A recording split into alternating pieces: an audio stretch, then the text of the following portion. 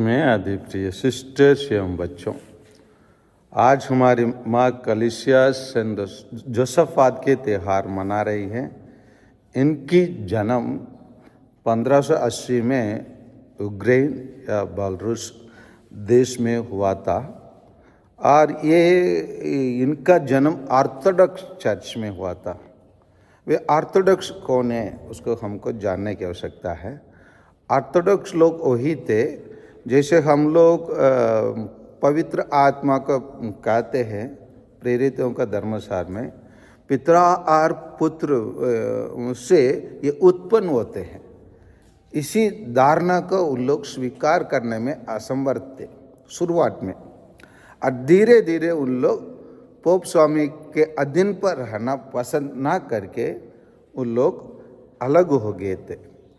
ये मतलब 10वां शताब्दी में ये बात हुआ। लगभग 5-6 शताब्दी तक ये धारणा में उन लोग जी रहे थे। उसी टाइम पर ये सेंट जोसेफात अपनी ऑर्थोडॉक्स चर्च से बाहर निकलकर कैथोलिक कलीसिया में एक होते हैं। एक होने के बाद ये दोनों कलीसिया को मेल मिलाप करा के एक साथ लाने में वो सफल पाए और ये पुरोहित बने, और उसके बाद वो पोलॉक नाम के एक स्थान पर वो बिशप बने, और बिशप बनकर ये कलीसिया के लिए दोनों कलीसिया को वो जिससे उनकी पहले उसका माँ कलीसिया जो था ऑर्थोडॉक्स कलीसिया से, फिर आने के बाद यहाँ कैथोलिक कलीसिया भी उसका कैथोलिक कलीसिया उसका माँ कलीसिया बन गया था। और ये दोनों को आपस में जो गलत धारणा है, जो दूरी हो गई, वो दूर के रहने के बाद जो बातों दूर करता था, उन बातों को दूर करने के लिए वो कठिन मेहनत किया और लोगों को विश्वास में, बहुत सारे लोगों को विश्वास में लाने में सफल हुआ।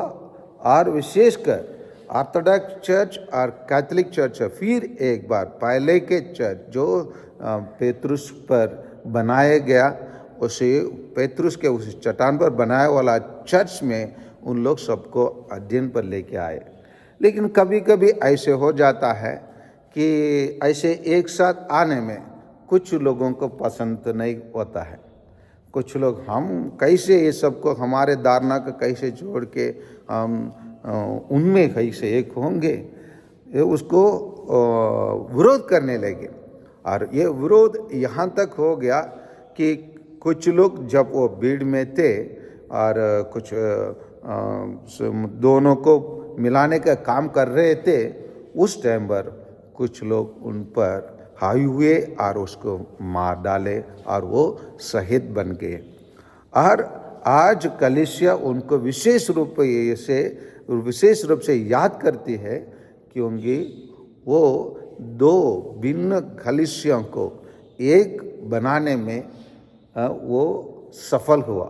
क्योंकि जैसे सेंट यूहन्ना के सुसमाचार में प्रभु मसीह स्वयं कहते हैं, जैसे हम एक है वैसे ही इन लोग भी एक रहे। वही ये कलीसिया के कैथोलिक कलीसिया के लक्ष्य। बहुत सारे कलीसिया जन्म ले लिया है, कुछ ना कुछ उन लोग जो कैथोलिक कलीसिया मानते हैं उसको मानने के लिए तैयार नहीं होते हैं, नहीं तो उन लोग कुछ नया धारणा पैदा कर देते हैं, उसी के अनुसार उन लोग जीने के लिए प्रयास करते हैं। लेकिन एक बनकर एक ही कलीसिया के अनुसार जिसको प्रभु यीशु ने स्थापना किया पेतरुस के ऊपर, और उसी के मानने के लिए बहुत सारे भाई बहन लोग आपस में कुछ ना कुछ नया विचार पैदा करके, जो प्रभु यीशु बोला है वो भी हो सकता है, प्रभु यीशु जो नहीं बोला भी वो भी हो सकता है, नहीं तो जो प्रभु यीशु बोला है उसको अपने इच्छा के अनुसार उन लोग उसी धारणा को बड़ा समझकर अधिक महत्व देकर अलग हो जाते हैं। इसीलिए इसी संत को कलीसियाओं की एकता के लिए याद करते हैं, और विशेषकर सभी कलीसिया एक ही होना चाहिए। प्रभु यीशु जैसे अध्याय 10 में जहाँ प्रभु यीशु अपने आप को अच्छे चरवा का कहते हैं, वो कहते हैं मेरे और भी भेड़े हैं जो इस भेड़शाला में नहीं है, उन लोग भी एक साथ उनके साथ एक होने के लिए प्रार्थना करते हैं। आइए विशेषकर हम लोग आज विभिन्न कलीसियाओं के लिए प्रार्थना करें ताकि उन लोग सब एक दिन एक हो सके। ऐसे एक होंगे तो हम लोगों के कोई भी एक जन महान अपने आप को नहीं कह सके।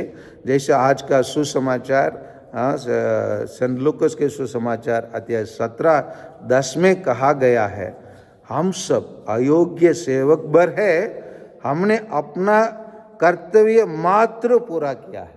कोई भी बोल नहीं सकता है हमने ये महान कार्य किए, ये महान कार्य किए। कोई भी कलीसिया का कोई भी डिनोमिनेशन बोल नहीं सकते। अगर कुछ चीज़ हम बोल सकते हैं, केवल यही चीज़ को हम बोल सकते हैं, हम सब अयोग्य सेवक भर है, हम अपने कर्तव्य महत्व पूरा किया है। जो भी हम किए हैं केवल ईश्वर के लिए किए हैं, एक सेवक के रूप में। इसलिए इस महान संत से प्रार्थना करें ताकि कलीसिया की एकता हमेशा बने रहें। आमीन।